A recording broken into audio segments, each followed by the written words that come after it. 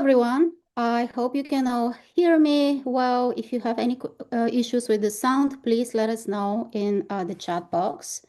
I'm Cristina Corteva, Executive Director of the Sno-Isle Libraries Foundation, and I'm delighted to welcome you to today's estate planning webinar. This is the first of a series of estate planning webinars presented by the Sno-Isle Libraries Foundation, and I'm thrilled to see that we have over 1,000 people who registered today, and I know some will be watching the webinar later at home. If you are new to the Sno-Isle Libraries Foundation, we are the nonprofit fundraising arm of Sno-Isle Libraries. We help support vital library programs and services at Sno-Isle's 23 library locations, serving 800,000 residents in Snohomish and Island counties. The support from the foundation is in addition to taxpayer support, and we invest community donations in a wealth of innovative programs ranging from early and adult literacy to the library collection and building renovation throughout the district. I wanted to take a moment and acknowledge that this is National Library Week, and we are celebrating the essential role libraries, librarians, and library workers play in transforming lives and communities. And when we talk about estate planning, I'm reminded of just how important legacy gifts are for the future of our community libraries. As we go through today's webinar, if you think about including the Sno-Isle Libraries Foundation in your estate plans, please reach out to our philanthropy officer, Carrie Dirk, or to me, and we'll be happy to follow up with more information. Anyone who chooses to include the library in their estate plans automatically becomes a member of the Foundation's Legacy Giving Circle and receives special perks such as invitations to upcoming events. Thank you in advance for investing in the future of your library. The goal of today's webinar is to help make estate planning easier for you. As someone who is currently helping a parent get their affairs in order, I know that these are not always easy conversations to have. Our goal with these webinars is to connect you with the resources, information, and people who can help you on your estate planning journey. And before we begin, just a few quick reminders. Please know that today's webinar will be recorded. The video and slides will be posted online, and you will receive an email with the links. At the end of this presentation, our speaker will be taking questions. Please use the Q&A box, not the chat box, to submit your questions.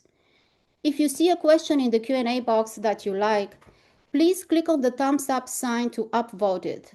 This will give our speaker a chance to see which questions rise to the top and which ones you are most interested in. Finally, when you sign off, there will be a brief survey that pops up on the screen.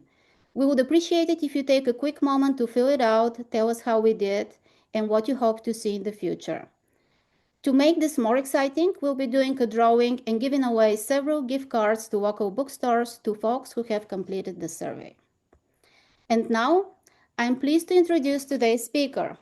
Sarah Propst is a Sno-Isle Libraries Foundation board member and an attorney with Galloway Law Group PLLC. She is experienced in probate, trust, and other estate issues. Thank you so much for joining us today, Sarah, and now I'll turn it over to you. Thank you, Christina, for the lovely introduction, and thanks so much to the Sno-Isle Libraries Foundation for hosting this estate planning seminar. We've called it The Next Chapter, Estate Planning 101. I just want to say we are completely blown away by the interest that our community has shown in this subject, and I sincerely thank you for attending. As Christina said, we had 1,000 RSVPs, and there would have been more if we'd been able to accommodate them. So I am so impressed and grateful to you for attending. I'm Sarah Propst. I'm an estate planning and trust and estate dispute resolution attorney with Galloway Law Group in beautiful Lake Stevens, Washington. I'm so excited for this opportunity to share what I think are the most important topics in estate planning with you. So let me share my presentation.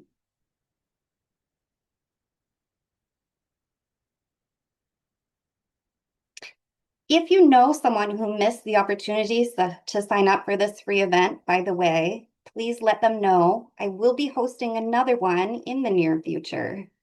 As a reminder, as Christina said, please put all your great questions in the Q&A box at the bottom of your screen. If we have enough time, I'll be answering your top voted general estate planning questions at the end of this seminar. I'm also happy to answer all your individual questions in a one-on-one meeting in my office or by Zoom in the future. I also want to warn you not to put any personal information in the Q&A or the chat box. Your messages are not private. They are being saved and they can be seen by everyone. And of course, I want to remind you that this is for general information purposes only. And while I am a lawyer, I am not your lawyer, not yet. So let's get started. There is a lot of information about estate planning out there, a lot of free information, which is great.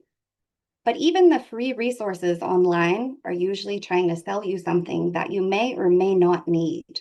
And they don't give you the information that you need to evaluate what's important for you and your circumstances. So I want to do something special for you today. On top of explaining the most critical components of a solid estate plan, I'm going to give you the tools you need to determine whether you even need an estate plan in the first place. That's right. Not everyone needs a formal estate plan.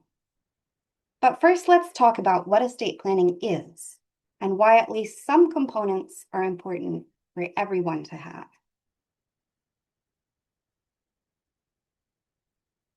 When I meet with my clients, I tell them that an estate plan isn't really for you. You should consider it a gift to the people that you love. One of the most valuable gifts, in fact, that you could possibly give them. Estate planning isn't just instructions for who you want your stuff to go to. It's a gift in and of itself, the gift of certainty and of peace of mind. Writing an estate plan is your chance to give guidance to your loved ones when they need you the most, during those first few weeks or months that they can't ask you what they should do, when they so desperately wish that they could. Maybe you've been in that situation yourself with someone that you love. If so, you know what a blessing clear instructions are. A big reason you've probably heard why estate planning is important is to avoid probate. Well, what is probate anyway? Essentially, probate is the legal process you have to go through when someone dies to make sure their affairs are in order and their assets get distributed properly. But probate isn't usually as difficult or expensive as it's made out to be. In a lot of cases, it's something you can do yourself for not very much money and not a lot of time. A fairly unique service my firm offers is what we call as-needed probate assistance. You can start the process yourself, and we'll help you if you get stuck or if you need a little extra guidance. There is a lot of good information online about how to DIY a probate. But with that said, not every probate is the same. Some are a lot more difficult than others, especially if there's someone involved who doesn't agree with how the probate is being run or doesn't agree with the instructions that you gave in the first place. Estate planning is the best opportunity you have to reduce the likelihood of that kind of dispute with clear instructions and make sure that the probate process, if you have to go through it at all, is as easy and low lawyer as possible.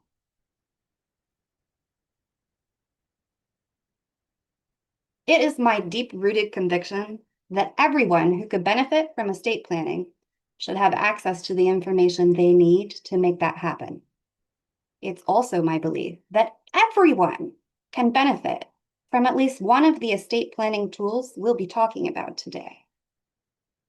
This is true whether you're rich or poor, young or old, married or unmarried, kids or no kids.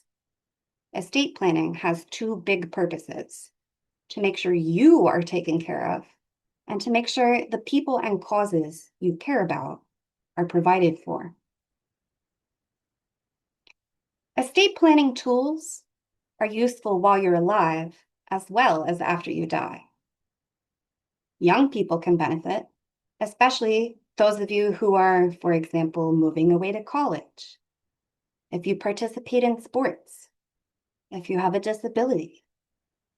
Parents can use estate planning to set up comprehensive healthcare and financial plans for yourselves, or guardianships for minor or disabled children, or parents or other family members. Older adults can make detailed succession plans for your businesses, figure out how best to age in place, or make arrangements for your pets or philanthropic goals. Not to mention the tax benefits that can be found for just about everybody. Please don't leave things up to chance. Even if you don't think you need a will or an estate plan, make that choice an informed one.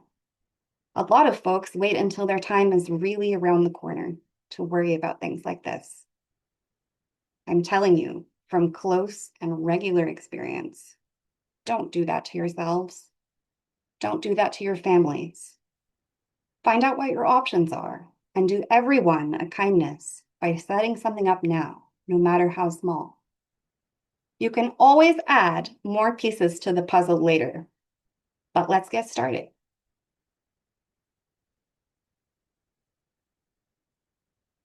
I don't know about you, but a lot of the time, I feel like a little fish in a big, big pond. I don't mind that. In fact, I'm grateful to be surrounded by movers and shakers who get their pictures in news articles and their names on statues. But sometimes I think about how I'm going to leave my own mark on the world in a material way. I want that mark to be something meaningful, something that tells my grandchildren and great-grandchildren that I was somebody who cared a whole lot about the things that matter.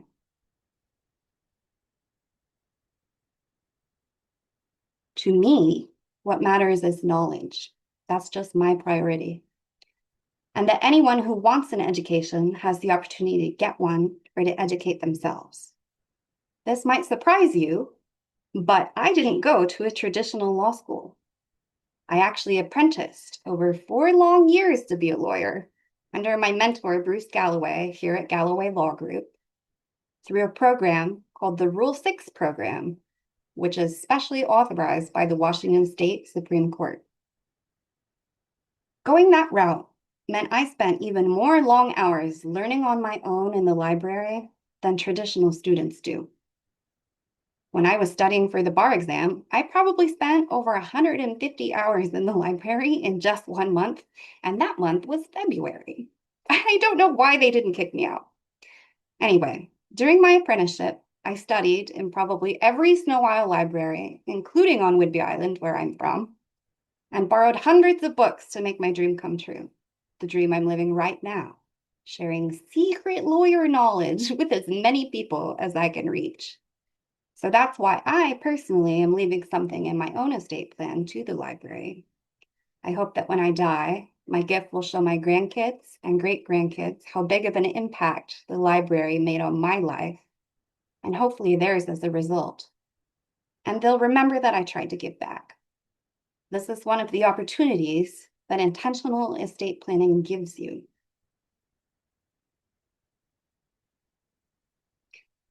Now, let's talk about what I consider the absolute essentials in any estate plan. We'll split them up into 2 parts: the documents that are effective while you're alive, and the documents that come into play after you die.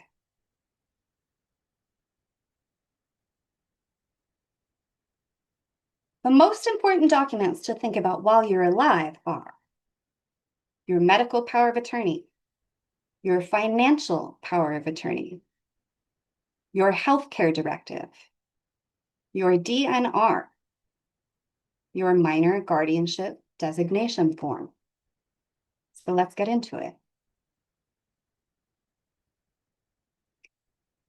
Let's start with your financial power of attorney, since the other documents we're covering are largely medical.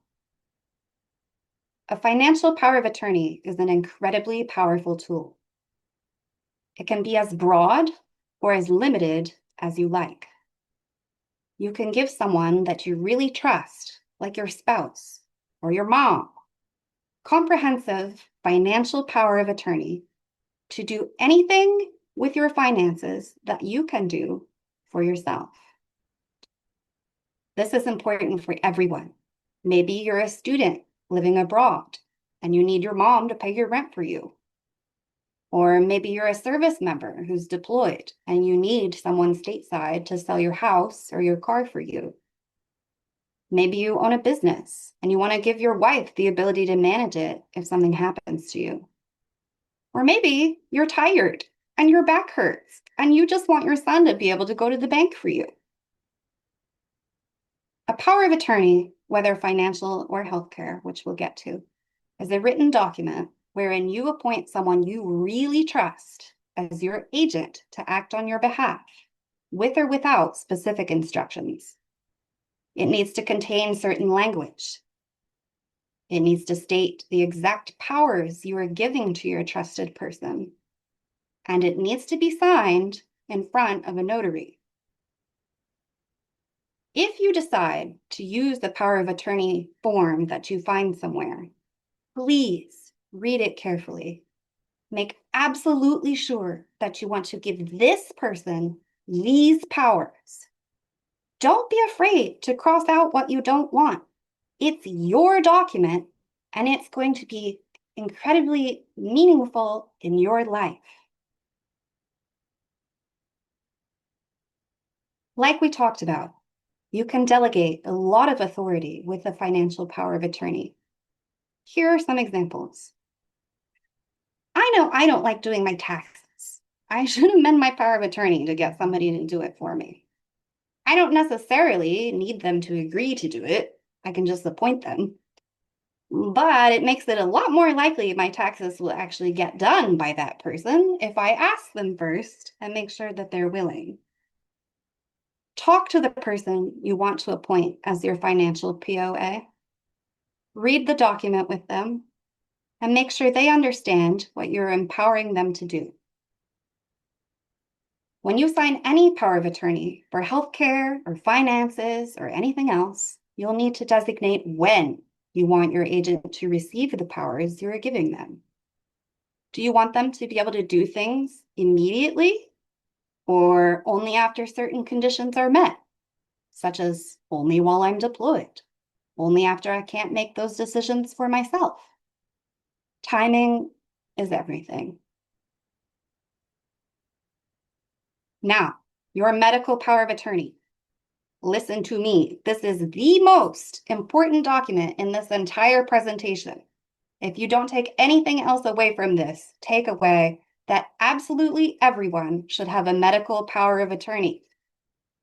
They make you do these in the hospital a lot of the time, like when you go in for surgery, but it's a lot better to do your own before you end up in that situation.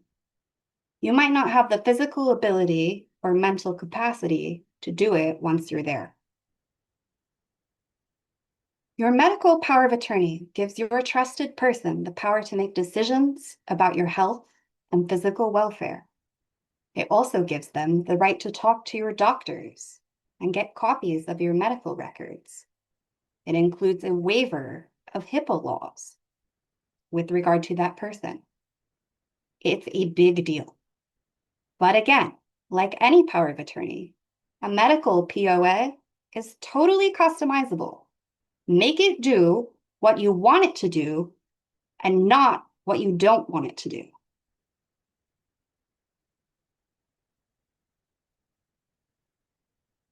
Some of the powers you might give your medical POA are things like deciding between different treatment options, whether or not to consent to a certain surgery or procedure on your behalf, when that should take place, whether and when you need extra help, like a visiting nurse or in-home care, whether you would do better in a specialized facility or a group home.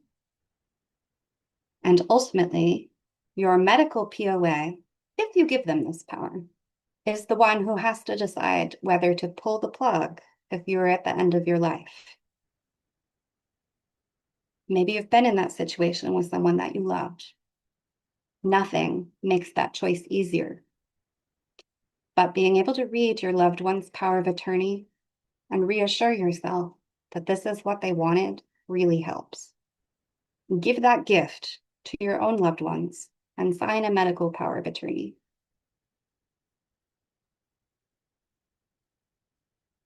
The question I ask my clients when they're considering signing any comprehensive power of attorney is, do you trust this person with your life? Because that is the power you're giving them if you don't limit the scope of the power of attorney document. Most POAs are designed to give your trusted person the exact same authority over your finances or your healthcare decisions that you yourself have. That's a really big responsibility. It requires a lot of trust. The law requires that the person you appoint act as your fiduciary. This means that they have to place your interests over their own when they are taking an action on your behalf, no matter what. But who enforces that? You can't. You're in a situation that means they have to serve as your POA in the first place. So, the best way to ensure they will act in your best interest, no matter what, is to vet them extensively and make sure the person you appoint is someone you absolutely and completely trust, who has good sense, good morals, and good judgment. Don't make this decision lightly.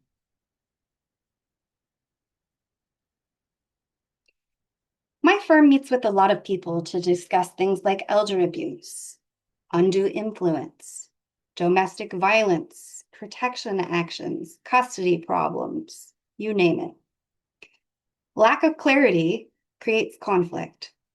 Choosing a solid, honest, trusted person to act on your behalf when you can't directly participate in the things that affect you is the number one way to reduce friction and make sure the path forward is clear for everyone. Please do it early. You can only sign a power of attorney as long as you're mentally and legally competent. The sooner in life you do it, the better. If you haven't done it yet, the best time to do it is right now. You want to make sure both that your wishes are known and that they hold up under scrutiny. Please don't wait. Now, a healthcare directive. A healthcare directive is also known as a living will. You might have heard these terms. A healthcare directive is different from a medical power of attorney. Think of it this way. A healthcare directive is like a script. It tells everyone what you want to happen. It tells them their lines. A medical power of attorney is the casting decision, where you choose the actor or the decision maker. This is the person who steps in and reads the lines in the script, makes the decisions you want them to make. And the POA gives them permission to ad-lib when the script doesn't cover a certain situation. Okay, a DNR. People ask me about these all the time, but technically, a DNR, unlike the other documents we're talking about today, is not something you can do on your own. An actual DNR order is something signed by a doctor after an interview or assessment with you regarding your condition and your wishes. In Washington, you'll mostly see the bright pink POLST or POLST form, which stands for Physician Orders for Life-Sustaining Treatment. You may or may not have the chance to consult with a doctor about a POLST form by the time you need it. I help my clients get around that possibility by incorporating the basics of the standard POLST form into their healthcare directive, the script.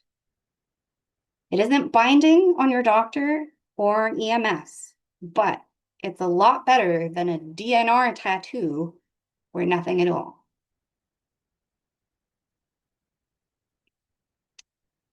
The last document we're going to talk about that is effective while you're alive is your minor guardianship designation.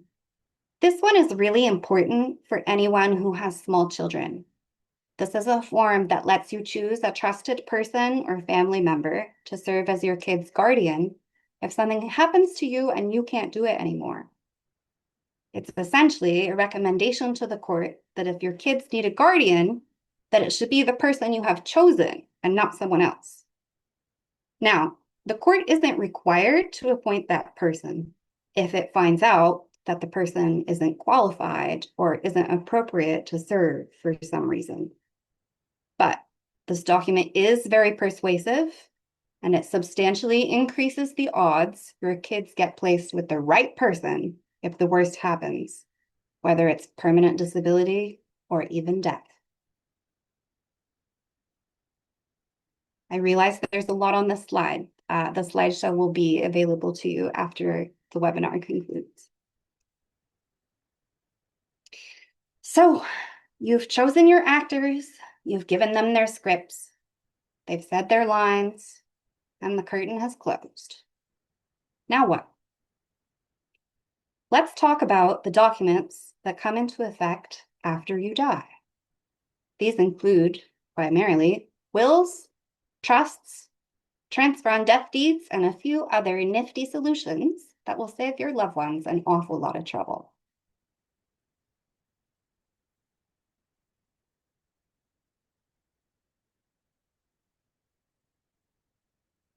Not everyone needs a will or a trust. The law has default rules that will apply if you don't make any choices for yourself. But are the state's rules right for you? Do they accomplish what you're hoping for? If you don't have a will that says otherwise, when you die, everything you own with your spouse, if you're married, goes to your spouse, along with half of everything else you own. The other half goes to your kids. If you aren't married, or your spouse dies before you, everything goes to your kids in equal shares. If you don't have a spouse or kids, your parents get everything, or your siblings, depending. These default rules do work for plenty of people, but do they work for you? If not, you need to make other plans. Let's pause for a moment to talk about ways you can make sure your family and property are taken care of before you go all the way to putting together a will or a trust. A community property agreement, for example, is something most married couples should have. In Washington, not everything you own is automatically shared with your spouse, even though we are what's known as a community property state. For example, assets you owned outright prior to marriage or inheritance you might receive are considered your separate property. A community property agreement is a contract between you and your spouse that when you die, you want your spouse to receive everything you own, whether they are naturally entitled to it under the law or not, and vice versa. If you have a community property agreement, you can normally avoid probate entirely when the first spouse passes by recording it with the county where you live. It's a great thing to have in your back pocket, and don't worry, it's totally revocable if you get divorced or mutually change your minds. Transfer on death deeds. I love to talk about these. I think they're a lot less popular than they should be. A transfer on death deed, otherwise known as a TOD, is one of the simplest ways for Washington homeowners to pass real estate directly to a loved one without probate and without a will or anything else. Under Washington law, a transfer on death deed allows you to name a beneficiary who will automatically receive your property at your death, while you keep total ownership and control while you're alive. Think of it like adding a beneficiary to your retirement account, but for your home. It has a lot of advantages. It avoids probate, at least for that asset. It's simple and cost-effective to set up. It's fully revocable if your plans change, and there's absolutely no loss of ownership or control while you're alive. However, it is important to use transfer on death deeds thoughtfully. They're powerful but limited tools. They don't provide the flexibility of a will or a trust. And they must be properly signed, notarized, and recorded to be valid. But in the right situation, a transfer on death deed can be a smart and streamlined way to transfer your home without adding any additional complexity for your loved ones to wade through.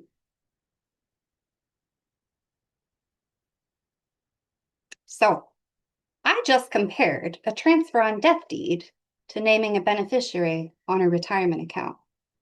What you might have picked up on from that is that retirement accounts and other similar types of accounts can also transfer your money or assets automatically to your intended beneficiaries without ever being mentioned in a will or going through probate.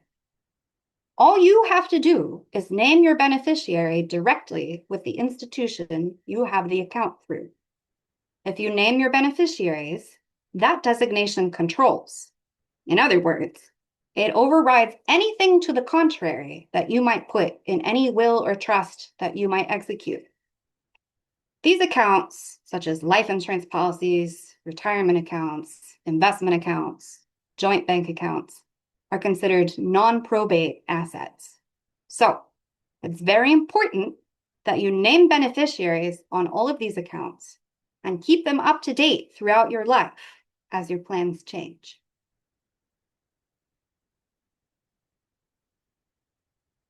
We will get to wills, but first, I want to talk briefly about trusts.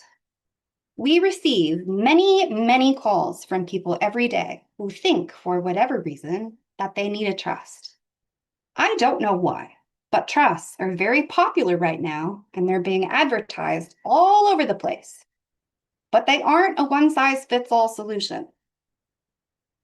Essentially, a trust is a legal arrangement where one person, called the grantor, places assets, money or property or anything else, under the control of a trusted individual or institution, called the trustee, to manage for the benefit of others, called the beneficiaries.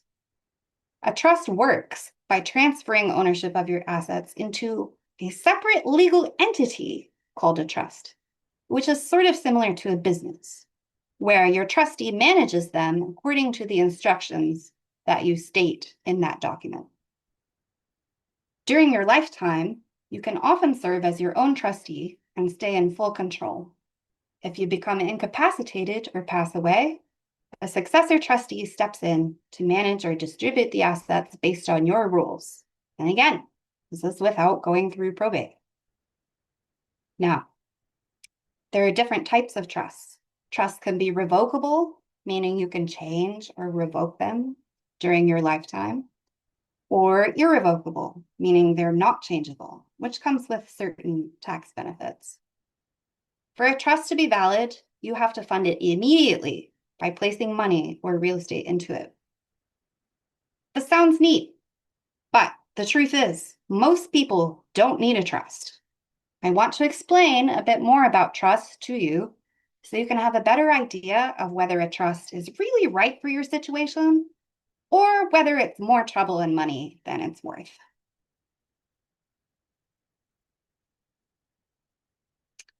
While trusts can be very useful tools, the reality is that most people don't actually need one to have a solid estate plan. For most people, a will, powers of attorney, and updated beneficiary designations will accomplish your core goals, protecting your loved ones and directing assets, without the added complexity and cost of a trust. Trusts tend to make the most sense in specific situations, such as having a large or complex estate, owning property in multiple states, wanting to avoid probate in a meaningful way for a good reason, or needing more control over how and when assets are distributed. It's also important to recognize that trusts require ongoing effort. They have to be properly funded to be effective in the first place, and then they need to be maintained and updated on a regular basis, which costs money each time. I see a lot of issues where people buy a big, fancy, expensive trust package and then don't keep up with it due to cost and the effort involved. An unfunded or outdated trust can actually create more problems than it solves. Estate planning should be right-sized to your life.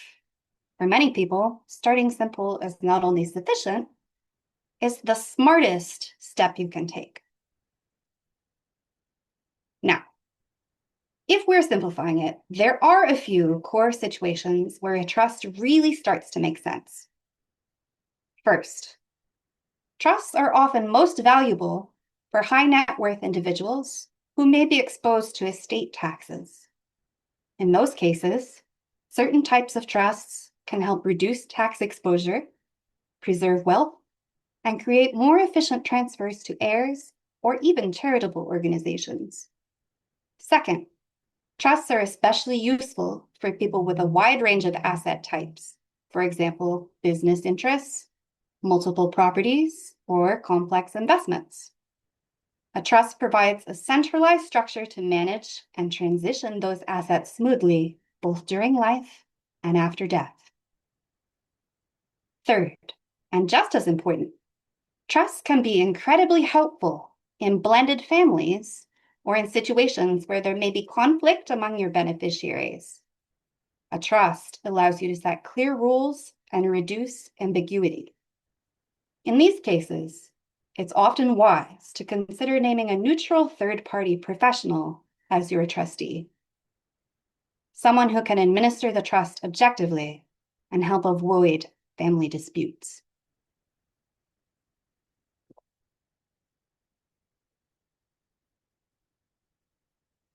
Remember when we talked earlier about how important it is to choose someone you trust to serve as your power of attorney? Someone you trust with your life? Well, substantially the same is true when you're choosing a trustee for your trust. Although it's a little less serious in that your trustee usually doesn't have healthcare authority over you. They're just managing whatever finances and property you put into your trust. Nevertheless, it's in the name, trustee.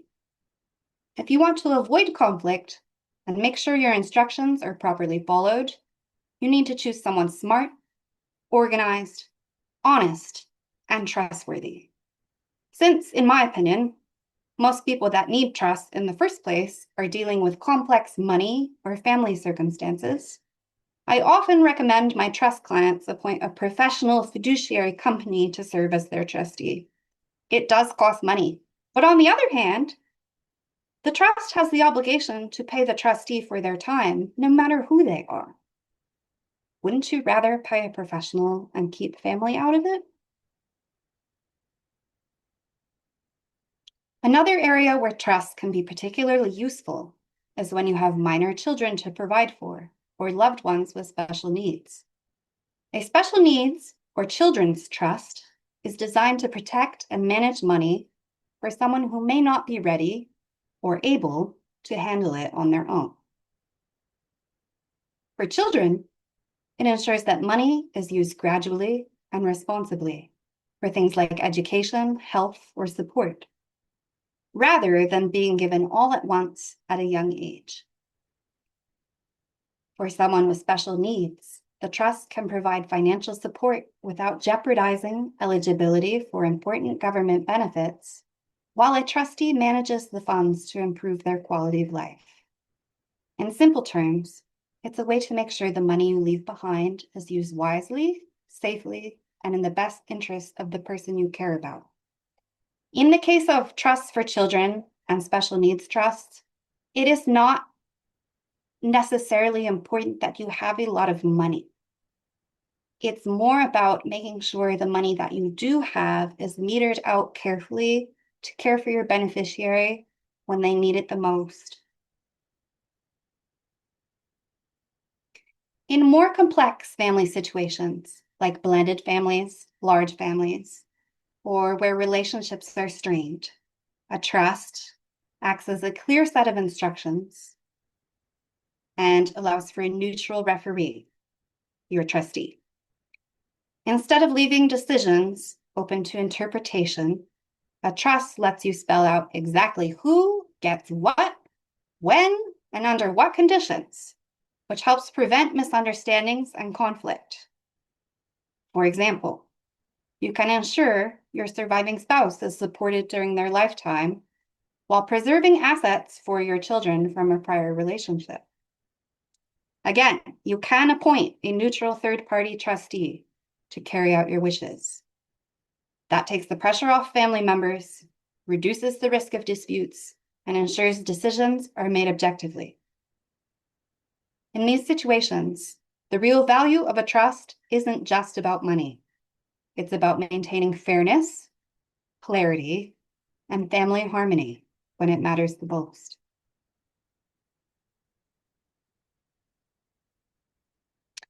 For high net worth individuals or people with a wide range of assets, a trust can provide structure, control, and efficiency that simpler plans struggle to match.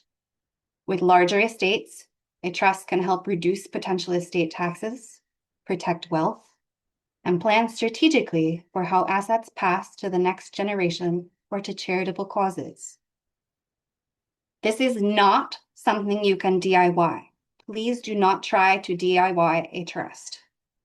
In addition to a trust attorney, you will need to work closely with a CPA or other tax professional to maximize the protections your trust provides, or in fact, make sure it provides any protections at all.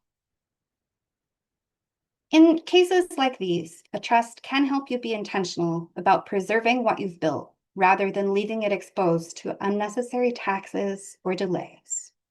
Also, for people with diverse or complex assets, a trust creates a central system for management. It ensures those assets are handled consistently, transitions are smooth, and nothing falls through the cracks during incapacity or after death. Now, something a little more fun. Pet trusts. People ask me a lot about trusts for their pets. I actually have recently developed my own pet trust from scratch that I'm really proud of. A pet trust is a great way to make sure your pets are taken care of after you're gone by a person or organization that you trust. Pet trusts can be full-blown revocable living trusts, like we discussed earlier for people, or they can be mini trusts that you incorporate in your will, called testamentary trusts. If you have beloved animals in your life, especially animals with particular care requirements, like horses or exotic pets, a pet trust is definitely something that you should look into. Okay, we're done with trusts. So let's recap. Trusts are powerful estate planning tools, but they're not one size fits all. For most people, a simple plan will do the job, but trusts can be valuable when you need greater control, flexibility, or protection. They're particularly useful for high net worth individuals, people with complex or diverse assets, and families with unique dynamics or potential for conflict. Trusts can also support responsible planning for children, beneficiaries with special needs, and help you meet charitable giving goals. At their core, trusts help ensure your wishes are carried out efficiently, privately, and clearly, especially in situations where simplicity just isn't enough. But please, do your research to determine whether a trust will help you achieve your goals or whether it will just be a burdensome thing that you have to maintain and keep up with that isn't worth the benefits.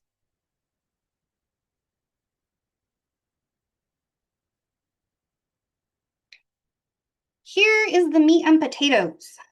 A will, a last will and testament, is all most people really need when it comes to making sure their assets make it to their intended beneficiaries.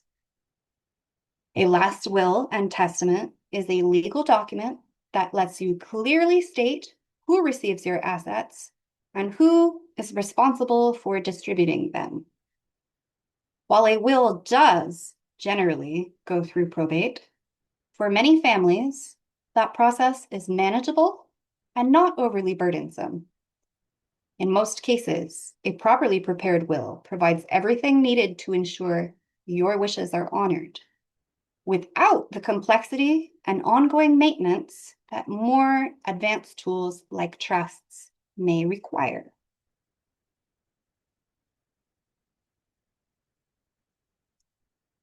How to make a valid will in Washington state. It is not as simple as it sounds, but it is simple. Now, to make a valid will in Washington, you don't have to be perfectly mentally sharp. The bar for testamentary capacity is slightly lower than the bar for regular legal capacity. All you need to know is, first, what you own. Then, you need to know who your family and loved ones are. Then, you need to be able to use that knowledge to create a coherent plan for putting the two together, that is, deciding who gets what. Lastly, you need to understand that by doing so, you are performing a legal act of significance. There are certain formation rules that you must follow for your will to be valid. In Washington, wills must be in writing. They cannot be verbal. You need to sign it with your full signature in your own handwriting, or have someone else physically sign it for you if you aren't able to. Lastly, it needs to be signed in front of 2 witnesses. This is critical. 2 witnesses. And neither of these witnesses can be someone that you are giving something to under the will that you are signing. Both witnesses have to be disinterested third parties. It's best practice to sign your will in front of a notary as well. And when you do it with an attorney, you will always be doing it in front of a notary. Here's the question that I often get. Can an email be a will? And no. Remember, a signature is required even if you're having someone else sign for you. If there's no signature, there's no will. It is not enough to leave a typed up page of wishes or to send an email to your kids telling them how they should share your things after you die. Your will certainly can be typewritten, but it has to be signed and it has to be witnessed by 2 people. If your will doesn't meet those requirements, it's no good, no matter what. Now, a lot of people use internet services to write their wills. But as someone who untangles will and estate disputes every day, I will tell you that that is really risky. I'm not saying it never works. I'm just saying that wills shouldn't be one size fits all. And will websites don't usually give you state-specific instructions for how to execute your will properly. We will talk a little bit more about internet wills later, but the major takeaway here is that if the execution of your will does not comply with the laws where you live, then it can easily be challenged and vacated by someone who disagrees. What about handwritten wills? You may have heard a rumor that you can handwrite your will and that it doesn't need to be witnessed if you do that. Unfortunately, this is not true. In Washington, there is no way around the requirements of testamentary capacity, signature, and 2 witnesses. However, if you have a handwritten will that you wrote in a state that allows handwritten wills, sometimes called holographic wills, you might be able to convince, well, not you, but your personal representative or executor, might be able to convince a Washington court to accept it into probate. But I wouldn't count on it. It is much safer to write a new will that clearly complies with Washington law so it can survive a will challenge if someone doesn't agree with it after you die. Again, you do not need an attorney to write a will, but you do need to make sure to prepare it correctly and to execute it correctly. Please be wary of free online resources. You are giving a lot of information when you make a will. When in doubt, it is always best to talk to an attorney with whom you have confidentiality and privilege, because this is one of the most important, if not the most important, legal document that you will ever sign.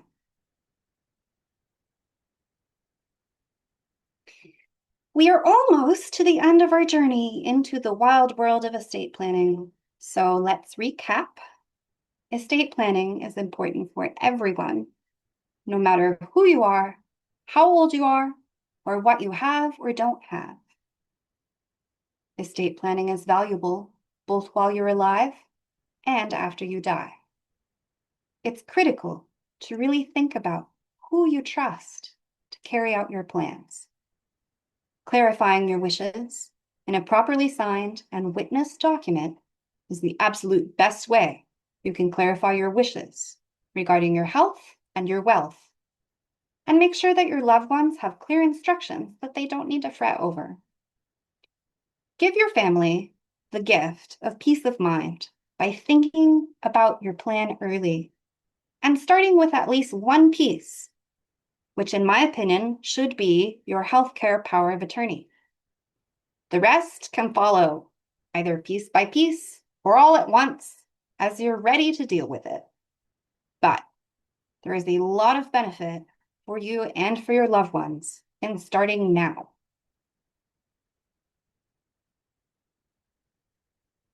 To create a solid estate plan, you need to know what you have.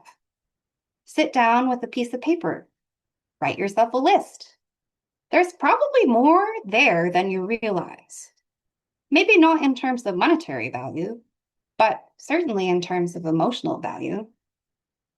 I like to have my clients ask themselves, if your house were burning down and you only had 10 minutes to grab the things that are most important to you, what would you end up with?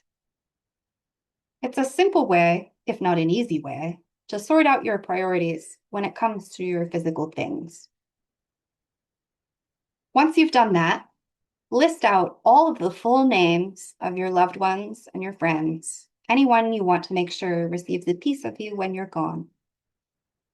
What do you think would be most valuable to them? What will help them feel closest to you after you're gone? Remember, it's your plan.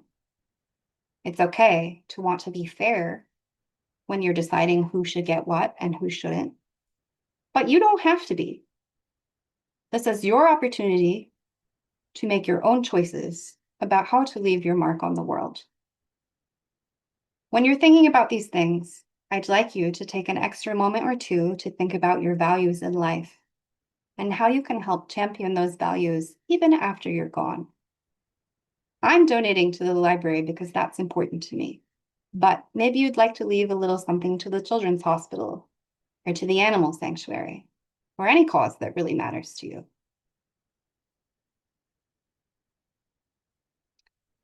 Hopefully, I've given you the information you need to identify which documents might benefit you and how to go about preparing them or having them prepared for you. Please make sure everything is properly signed and witnessed or notarized as necessary. Once you have your documents, it is important to know where the originals are. My office, for example, keeps original documents in our fireproof cabinets, but you might have somewhere in your home you'd like to store them, somewhere safe from moisture, fire, and tampering. We recommend, by the way, that you do not keep your original documents in a safety deposit box, because those can be really difficult for your family to access if something happens to you. Now, again, this is your plan. You don't necessarily need to give your trusted person or people access to your documents right away. You don't have any obligation to send them copies, although for your power of attorney, you probably should so they know what their job is.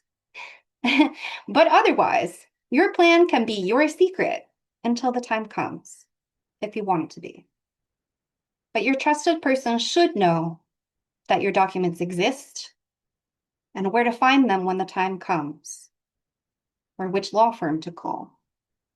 A plan only works if your trusted person can find it and interpret it and carry it out. Even if you aren't ready to let your loved ones read your plan, it's still important that you discuss it with them. Make sure they have a basic understanding of what you want with regard to your will or trust or lack thereof. On the other hand, make sure they have a detailed understanding of your wishes with regard to your own health and your desires for end-of-life treatment. Maybe you don't have a complete understanding yourself. I understand that these are very difficult topics to confront. We all have different backgrounds and experiences. We all have different feelings about life and death and health and wealth and happiness. This is not easy, but it is really, really important. Please do yourself the service of thinking about it. I promise that in the process, you'll gain some peace of mind by confronting it head on. But perhaps more importantly, do it to give your loved ones the gift of clarity. Save them from making tough decisions for you by making them yourself ahead of time. I promise it makes all the difference. We touched on this earlier. You need to be very wary of online forms and resources. Online estate planning forms can be tempting because they're quick and inexpensive, but they often create a false sense of security. These tools are usually one-size-fits-all templates that don't necessarily account for state-specific laws, unique family situations, or how different documents interact with each other. A common problem I see is that people will complete a will or a trust online, but they don't coordinate beneficiary designations on their accounts or properly fund the trust that they've created, which can cause their assets to pass in ways that they never intended. For example, someone might use an online form to leave everything to their children in a will, but maybe they forgot that their life insurance still lists their ex-girlfriend as the beneficiary. Or maybe they sign an online power of attorney that gives way more power to their trusted person than they intended to give. And then that person might breach their trust by, for instance, taking a loan out in their name. So, while online tools can be a great starting point, estate planning is one area where small mistakes can have big, often irreversible consequences. It's very important that your plan is tailored specifically to you and your circumstances.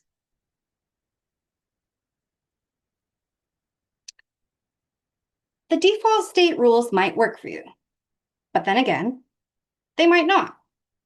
You really should take the time to create a custom plan for yourself and get documents in place. You also need to make sure to keep up with them, especially if you have a trust or any pay on death accounts. Lastly, no matter what documents you create, be sure to name beneficiaries directly on any non-probate accounts and assets and keep those updated throughout your life. Life insurance and investment companies in particular make it really difficult to claim funds if there isn't a named beneficiary. In fact, they won't even disclose whether you had an account there if the wrong person is calling.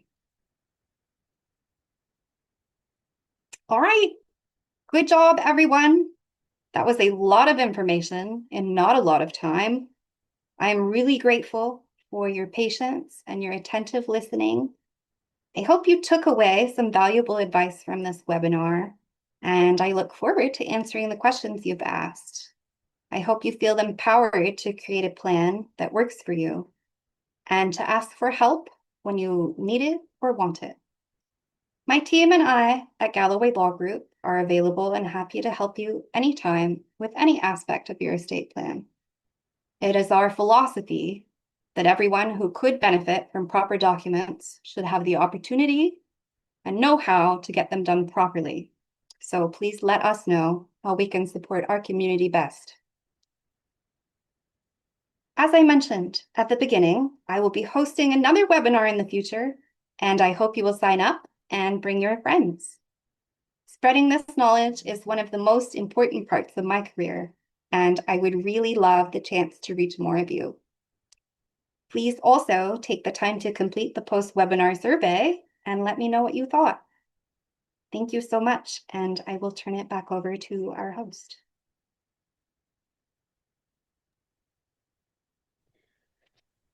Thank you so much, Sarah. That was amazing. And what a wealth of information. I found so much helpful advice for me personally. And I hope that everybody else who joined us today found some helpful information. Before we move on to the questions, just a couple of reminders. If you joined us late, please know that the webinar is being recorded. Everybody who registered will receive an email with links to the video and the slides, so don't worry if you didn't take detailed notes. And as Sarah mentioned, before you leave the webinar, please make sure to take a moment and fill out our survey. We have several prizes that will be given away to folks who completed the survey. And now we have about 15 minutes to answer some questions. If you haven't already, please make sure to upvote the questions in the Q&A box. I don't think we can cover all questions, but Sarah, I'll leave it up to you, and let's see how many we can answer. And thank you again for this wonderful presentation. Thank you. Okay, I will try to start from the beginning with our most upvoted questions. So the first question is, are there any federal capital gains tax implications with the use of a transfer on death deed? And my answer to that question will be disappointing to you. That is a question for a tax professional. If you are in the realm where you have concerns about capital gains taxes, you need to talk to a CPA. Attorneys and tax professionals are not the same thing. There are attorneys who are also tax professionals. I'm not one of them. I prefer to defer to experts in their field. Second question, what are the common risks associated with the use of a transfer on death deed? There are a lot of good answers to this question, but the one that comes to mind is people that forget about it. It's something that you do now and you record it now. And sometimes I see people that will leave a transfer on death deed maybe to their significant other, but then they break up and 20 or 30 years pass and they forget it's on title. The transfer on death deed takes precedent over what your will says. So just like the other documents, it's something you need to remember exists and keep up on if your circumstances change. Okay. Next question. Does this general information apply only to Washington State, or does it include information that applies nationwide? I am only licensed to practice in Washington State. All of the information I have given you today is applicable in Washington State. The laws of wills and estate planning are relatively uniform across the states, but there are nuances in each state. And so please consider this advice only for Washington State. Next question. Since powers of attorney end on your death, what documentation should you have for someone to follow your wishes for your body's disposition? So in my practice, that is an instruction that I include in the healthcare directive or living will or directive to physicians. Those are kind of all the same thing. I have a section in there that asks what you would like to be done with your bodily remains, whether you want to be buried or cremated or crushed into a diamond or dropped into the sea to grow a coral reef on. There are so many options, but that is where I would include that instruction. You also can put it in your will, but again, keep it updated. Also, if you're interested in donating your body to science or anything like that, that's usually something that you need to arrange with the institution that you intend to donate to ahead of time. So keep that in mind. Next question. If you have, I think that's supposed to say existing, if you have an existing family trust created in another state, should it be reviewed for Washington compliance? Absolutely. As I said in response to the earlier question, there is nuance between the states with regard to the rules for estate planning and trusts in particular, since not only are they instructions, but they are an entity in and of themselves. So yes, absolutely, if you have a trust in another jurisdiction, please do have it reviewed and updated for Washington compliance. The next question is also a question I would direct to a tax professional. It is for a transfer on death deed. Is the property inherited and the current basis at time of transfer or at the original basis? What is a basic cost for estate planning is the next question. It varies wildly. It really does. I encourage you to shop around. I've tried to give you tools during this presentation to do things on your own that you can do on your own. Part of my warnings about trust is I think trust packages in general are pretty overpriced and oversold estate planning vehicle, which is not to say they don't have their place. As we discussed, they absolutely do. But for those in particular, I would look out for prices, but shop around. Keep in mind that you do get what you pay for. You don't want to cheap out on it, but you will find that prices vary pretty broadly. The next question is selecting one child as medical power of attorney and another child as financial power of attorney likely to cause problems for one or both in those roles? It depends on your kids. It depends on what they're good at. It depends on how close by they are to you. I think that it is important to consider geography, especially for your healthcare power of attorney, because they need to be able to get to you in order to take care of you in an emergency. A lot of people will appoint both kids for both purposes as co-powers of attorney, and that has its pros and cons. It's nice to have either or available, but if you aren't careful with the drafting, you might end up with a situation where both of their signatures are required, but only one of them is available. So there are some pitfalls there that you'll want to think about. But at the end of the day, it comes down to your kids and your own personal relationship and confidence in their ability to adequately represent you and get along with each other. Is a spouse automatically given medical POA? Yes and no. When you get married, your spouse becomes your legal next of kin. And next of kin have certain rights, but they're not necessarily as comprehensive or as powerful as the rights expressly given in a written power of attorney document. I still absolutely recommend, even if you are married, that you sign a real power of attorney appointing your spouse.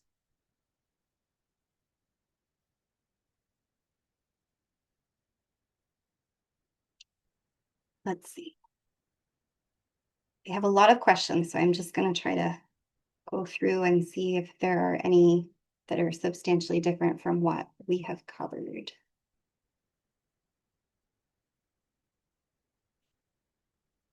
interested in how to choose a professional fiduciary? That's a really good question. I think a lot of people don't necessarily know that's something you can do. Like with choosing any professional, I would start with a Google search. I would call around.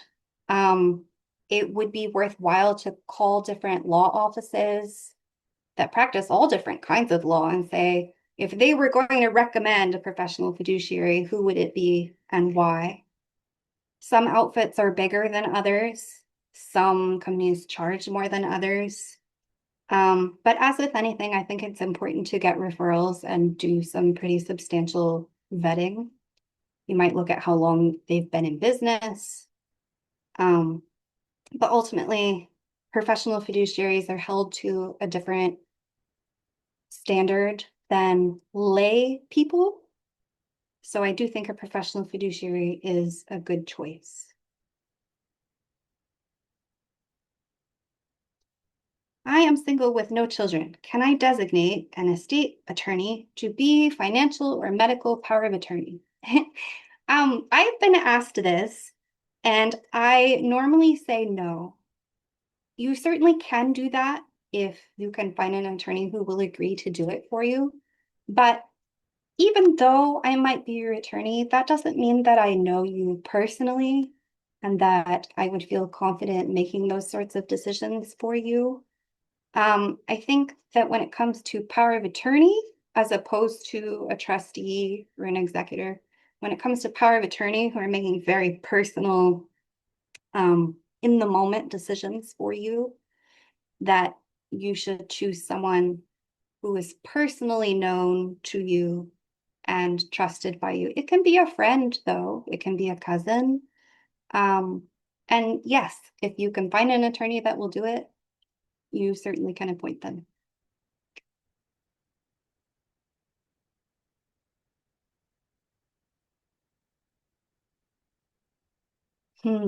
I would love to get into that joint tenancy with right of survivorship question, but I could do an entire seminar on that. So unfortunately, I'm going to decline to answer that particular question.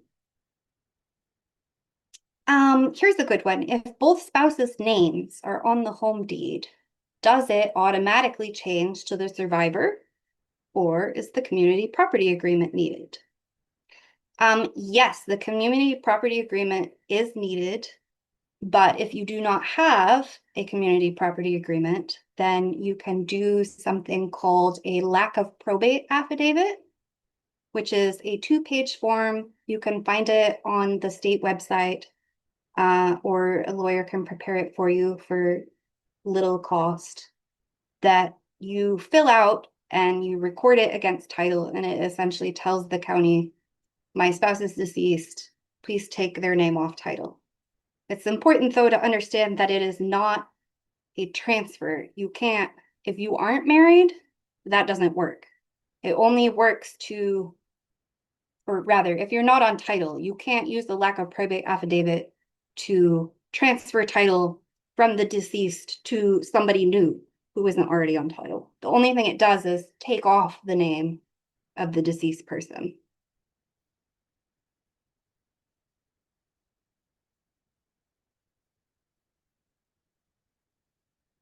Why do we need a medical power of attorney if we have a healthcare directive?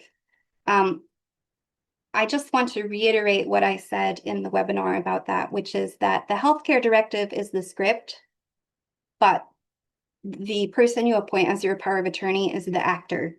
They're the one who carries out your instructions and makes sure that your healthcare directive is followed.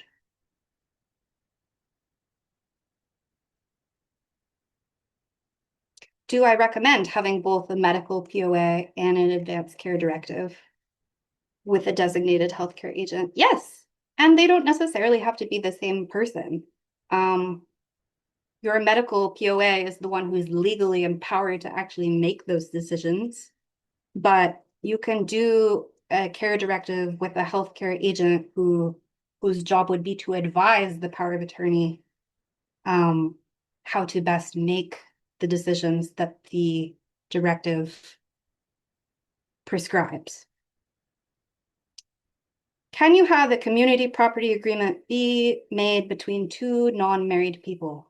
No, you cannot. That is reserved for married people.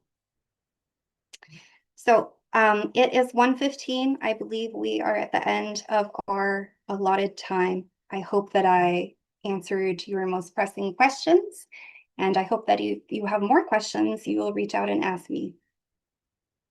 And that's all there is, folks.